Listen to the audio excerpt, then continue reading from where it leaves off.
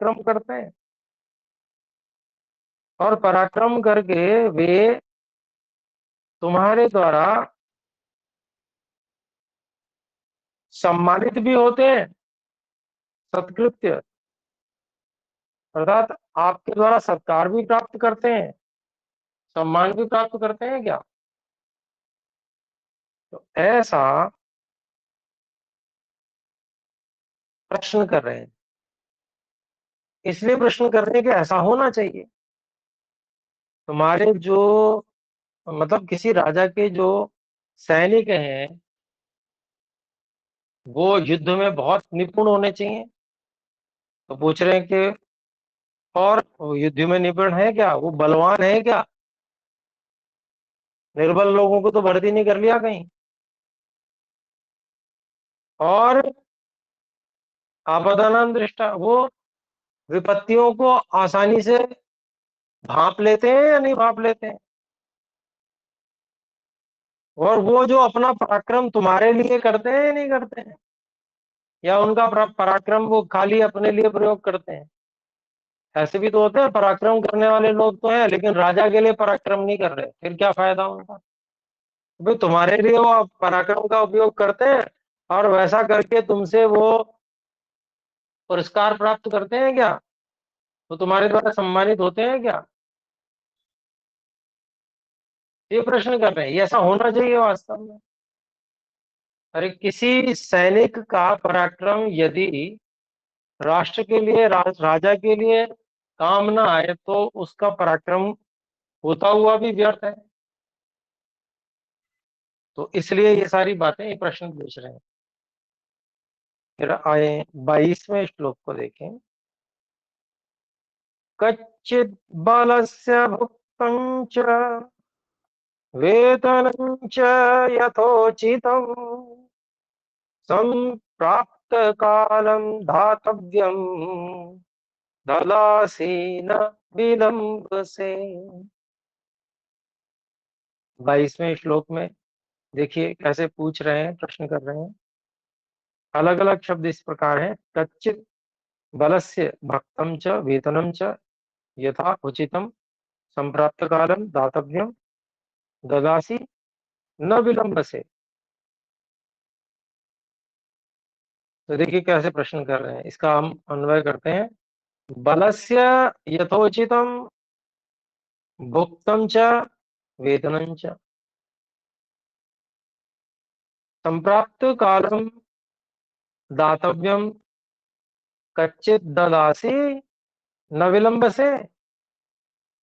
तो कह रहे हैं पहले भाई देखिए क्या क्या कह रहे हैं श्री राम जी भरत जी को। कहते हैं कि भाई जितनी भी तुम्हारी सेना और सेवा करने वाले लोग हैं उसका जैसे जैसे जिसके लिए जितना जितना उचित है वैसे वैसे उसका उतना भाग, भोजन आदि और वेतन। अगर सेना को अच्छे से पौष्टिक आहार नहीं मिलेगा तो उसका बल क्षीण हो जाएगा। तो इसको भी पूछ रहे हैं देखिए। तो अपनी सेना का जो उसका भोजन आदि का भाग है और उसका जो उचित उचित वेतन है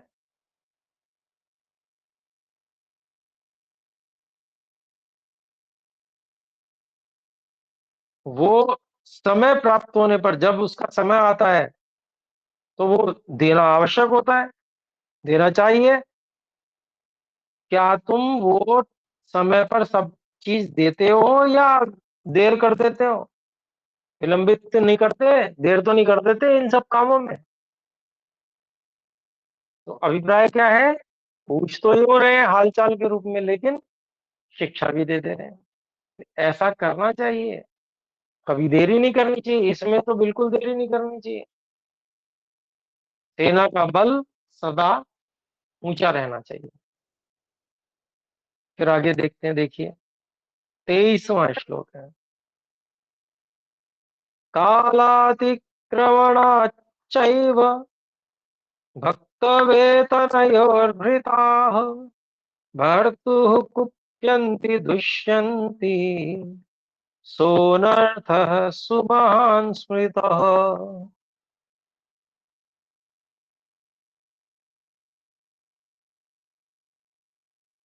तो पूछ रहे हैं, देखिए पहले जो बात पूछी उसी को अब दूसरे तरह से पूछ रहे हैं। अब राजा को ये तो सावधान रहना पड़ेगा कि भाई उसके सैनिकों की व्यवस्था ठीक हो रही है या नहीं हो रही। पीछे एक वीडियो बीच में वायरल हुआ था, बीएसएफ के एक जवान ने कहा कि भाई हमें खाना ठीक नहीं दिया जा रहा है इत्यादि।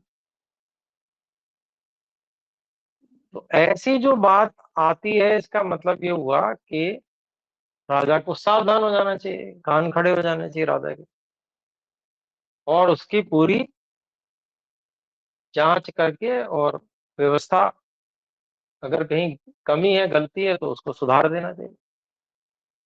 ऐसे ही यहाँ पर भी, अब यहाँ पर जो है 23वां श्लोक है, काल अतिक्रमणात् च एव भक्त वेतनयोः भृताः कर्तु कुप्यन्ति दुष्यन्ति सह अनर्थः सुमहान् स्मृतः। और इसका अन्वय ऐसे करते हैं, भृताः भुक्त वेतनयोः काल अतिक्रमणात् च एव भर्तुः कुप्यन्ति दुष्यन्ति सह सुमहान अनर्थः स्मृतः। तो श्री राम जी भरत जी को बता रहे हैं कि जो मालिक है, देने वाला है, राजा है, भर्ता, भृता, अ, उस राजा के जो सेवक होते हैं, वे जो सेवा करने वाले सेना में सैनिक जो हैं, वे सब अपने भोजन और वेतन इसके लिए जो काम करते हैं, वो समय के बीत जाने पर, अगर समय से उनको वेतन नहीं मिल पाए, भोजन नहीं मिल पाए, तो वो जो अपने राजा या मालिक है उसके ऊपर क्रोधित हो जाते हैं, कुप्यंते दुष्यंत की जा, उसके ऊपर दोष भी लगाते हैं और कहते हैं कि भाई ये ऐसा अगर होता है तो ये महान, बहुत बड़ी हानि, अनर्थ ऐसा माना गया है।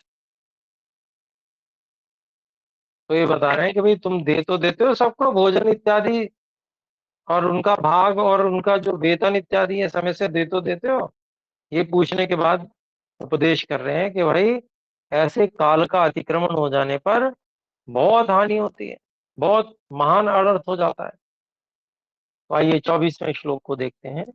कच्चित सर्वेनुरक्तस्व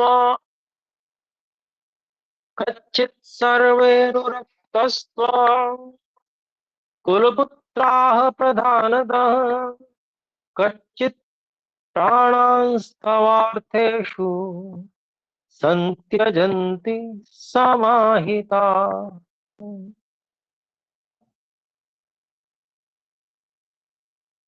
तो देखिए अलग अलग शब्द हैं, कच्चित सर्वे अनुरक्ताः त्वाम कुलपुत्राः प्रधानतः कच्चित् प्राणान् तव अर्थेषु संत्यजन्ति समाहिता।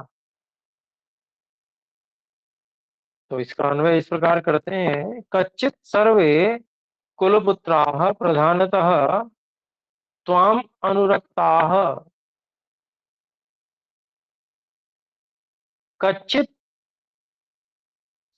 समाहिताः तव अर्थेषु प्राणान् संत्यजन्ति। देखिए प्रश्न कर रहे हैं कि हे भरत जी, क्या सभी जो क्षत्रिय कुल के उत्पन्न पुत्र हैं, क्या वे सभी कुलपुत्र मुख्य रूप से, वो सभी कुलपुत्र मुख्य रूप से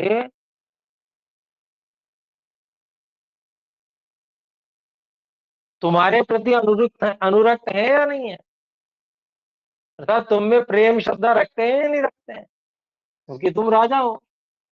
और श्री राम जी तो राजा उनको मानकर ही बात कर रहे हैं, क्योंकि इसी शर्त पे तो वो आए थे, वन इसीलिए आए थे कि भरत को राज्य मिलेगा। तो ऐसा ही मानकर वो सारी बातें पूछ भी रहे हैं और उपदेश भी कर रहे हैं। तो कहते हैं कि भाई जितने भी क्षत्रिय कुलों के ऐसे बलवान पुरुष हैं, क्या वो आपके प्रति प्रेम रखते हैं, श्रद्धा रखते हैं, आपके प्रति समर्पित हैं या नहीं है। और फिर पूछते हैं कि क्या वे लोग मन लगाकर समाहित होकर तुम्हारे लिए अपने प्राणों को न्यौछावर करते हैं या नहीं करते हैं। अर्थात हमेशा तुम्हारे लिए वो प्राणों को त्यागने के लिए तैयार रहते ही नहीं रहते हैं, तुम्हारे प्रयोजन के लिए। ऐसा होना चाहिए, राजा के पास में ऐसी सेना होनी चाहिए जो अपना प्राण त्याग करके भी राजा को की रक्षा कर सके हर तरह से। तो ये बात पूछी श्री राम जी ने। आइए 25वें श्लोक को देखें। कच्चिज्जानपदो विद्वान् दक्षिणः प्रतिभानवान् यथोक्तवादी दूतस्ते कृतो भरत पंडितः। फिर अगला प्रश्न देखिए कितना सुंदर प्रश्न कर रहे हैं श्री राम जी। अलग अलग शब्द देखते हैं। कच्चित जानपदः विद्वान दक्षिणः प्रतिभानवान यथोक्त वादी दूतः ते कृतः भरत पंडितः। और इसका अन्वय इस प्रकार करते हैं हम कि हे भरत, कच्चित जानपदः प्रतिभानवान विद्वान दक्षिणः यथोक्तवादी पंडितः ते दूतः कृतः। तो श्री राम जी पूछ रहे हैं कि भाई देखो, पूछ रहे हैं कि क्या हे भरत, तुमने अपने ही राज्य में रहने वाले, राज्य से उत्पन्न बहुत ही प्रतिभा वाले, प्रतिभा संपन्न अर्थात तुरंत बुद्धि वाले ऐसे महान विद्वान और सामर्थ्यवान निपुण और जैसी वास्तविकता है वैसा कहने का सामर्थ्य रखने वाले, जैसी जो बात है उसको उसी रूप में प्रस्तुत करने की सामर्थ्य करने वाले, रखने वाले ऐसे महान विद्वान पंडित, क्या तुमने अपने दूत रखे हैं इस प्रकार के, उनको दूत बनाया है या नहीं बनाया है। तो ऐसा प्रश्न श्री राम जी ने किया कि भाई ऐसे ऐसे दूत होने चाहिए आपके पास में, जिससे कि राज्य बहुत अच्छे से चल सके। क्योंकि मातृभूमि से श्री राम जी को बहुत अधिक प्रेम है। राज्य कोई भी चलाए पर वहां की प्रजा सुखी रहनी चाहिए, वहां सब कार्य सुव्यवस्थित होने चाहिए, ऐसा ध्यान श्री राम जी रख रहे हैं और उसके लिए उपदेश भी कर रहे हैं। फिर 26वें श्लोक को कहते हैं, देखिए। कच्चिदष्टादशान्येषु स्वपक्षे दश पंच च त्रिभिस्त्रिभिरभिज्ञातैर्वेत्सि तीर्थानि चारकैः। बड़ी सुंदर और एक गहरी बात यहाँ पर पूछ रहे हैं श्री राम जी भरत जी से, राजनीति की जबरदस्त बात है। शब्दों को अलग अलग देखते हैं। कच्चित अष्टादश अन्येषु स्वपक्षे दश पंच च त्रिभिः त्रिभिः अविज्ञातैः वेत्सि तीर्थानि चारकैः। अब इसका हम अन्वय करते हैं तो कह रहे हैं श्री राम जी, कच्चित अविज्ञातैः त्रिभिः त्रिभिः चारकैः स्वपक्षे दश पंच च अन्येषु अष्टादश तीर्थानि वेत्सि।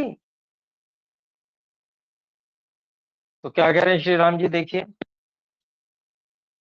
कि हे भरत जी, क्या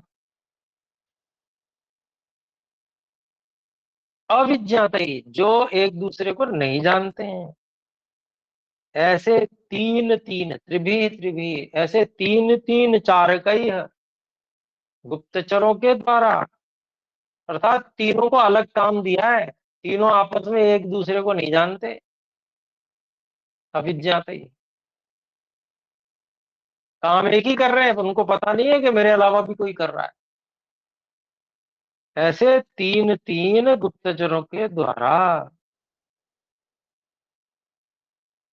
स्वपक्षे दश पंच च, अपने पक्ष वाले 15, अन्येषु और दूसरे पक्ष वाले दूसरे राज्य के 18 तीर्थानी तीर्थों को। वेदसी, तुम जानते हो गुप्तचरों के माध्यम से उनको।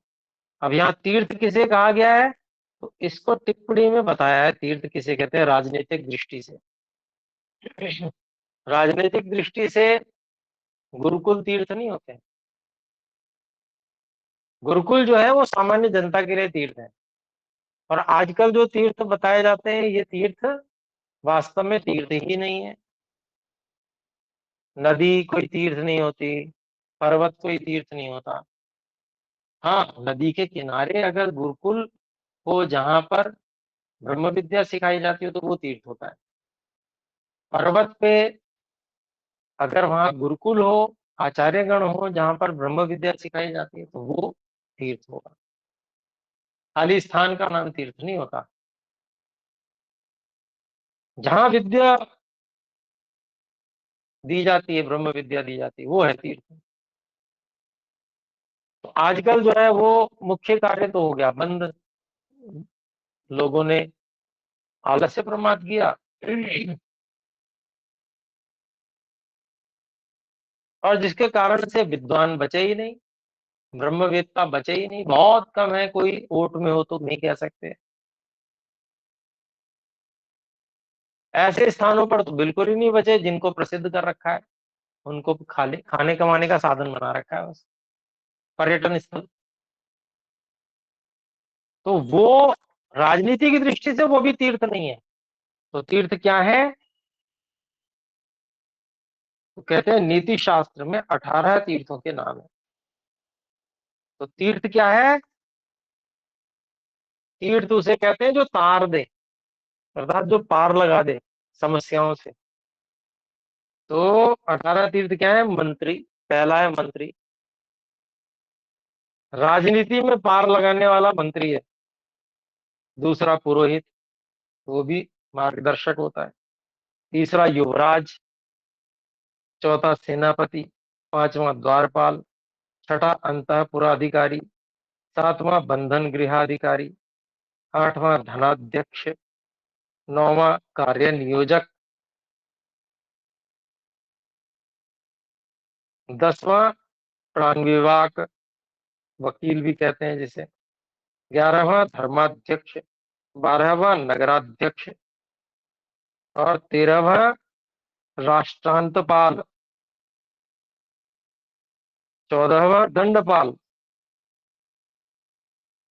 न्यायाधिकारी, 15वां दुर्गपाल, 16वां वनाध्यक्ष, और 17वां करग्रहीता और 18वां सभ्य, सभाओं की देखभाल करने वाला, जो सभाओं का ध्यान रखने वाला सभ्य हो गया। तो ऐसे 18 ये किसी हलायुध नाम के ग्रंथ से लेकर और स्वामी जगदीश्वरानंद जी ने यहाँ पर बताए। इस प्रकार के जो 18 कौन कौन से तीर्थ राजनीतिक दृष्टि से हैं, और इनमें से कहा कि जो अपने पक्ष के 15 हैं उनके ऊपर भी गुप्तचर लगाओ।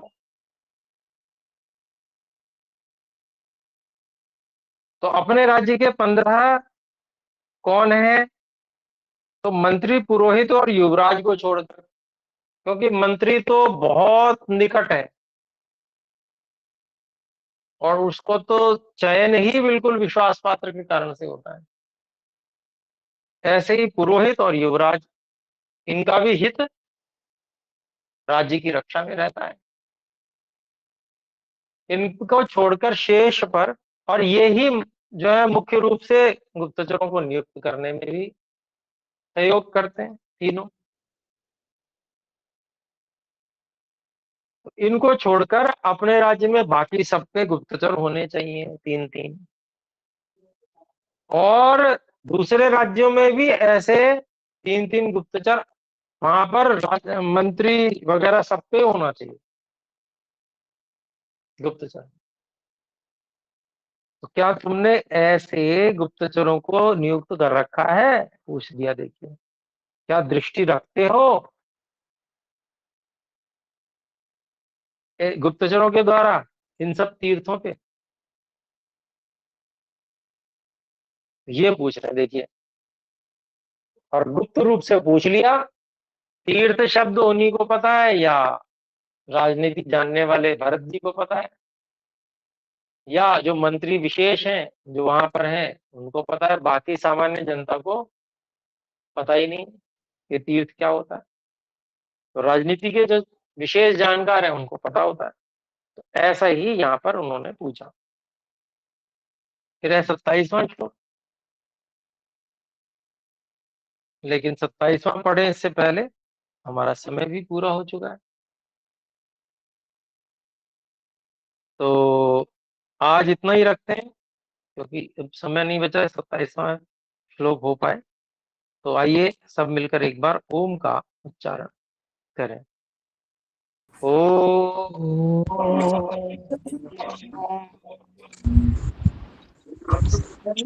सभी को सादर नमस्ते। नमस्ते आचार्य जी। नमस्ते आचार्य जी।